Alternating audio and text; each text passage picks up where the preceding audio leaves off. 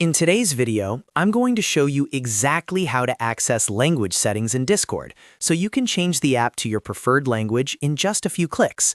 Whether you accidentally switch to the wrong language or you simply want Discord to display in something more comfortable for you, this step-by-step guide will walk you through the entire process.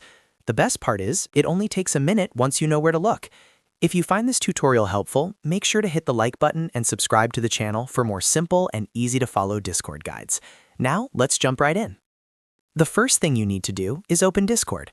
You can do this either through the desktop application on your computer or by going to discord.com and logging into the web version through your browser. Once Discord loads, make sure you are logged into your account. You should see your list of servers on the left-hand side and your main dashboard area in the center. This confirms that you're in the right place and ready to continue. Next, look down at the bottom left corner of the Discord window. You'll see your profile picture, your username, and a small gear icon right next to it. That gear icon is the user settings button. Go ahead and click on that gear icon. This will open up your account settings panel, where you can customize everything from your profile information to privacy settings, notifications, and of course, your language preferences. After clicking the user settings button, you'll see a menu on the left side of the screen with multiple categories. Scroll through this left sidebar until you find the section labeled Language and Time. In some versions of Discord, it may simply say language, but it is usually grouped together with time or regional settings. Once you see language and time, click on it. Now you'll be taken to the language settings page.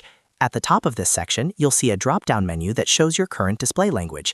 Click on the drop-down menu, and you'll see a list of all the available languages that Discord supports. Scroll through the list and select the language you want to use. As soon as you click on your preferred language, Discord will automatically update the interface. You don't need to save manually, and you don't need to restart the app. The changes apply instantly. If the text looks different right away, that means the update was successful. If you ever want to switch back or try another language, simply return to the same language and time section and choose a different option from the drop-down list.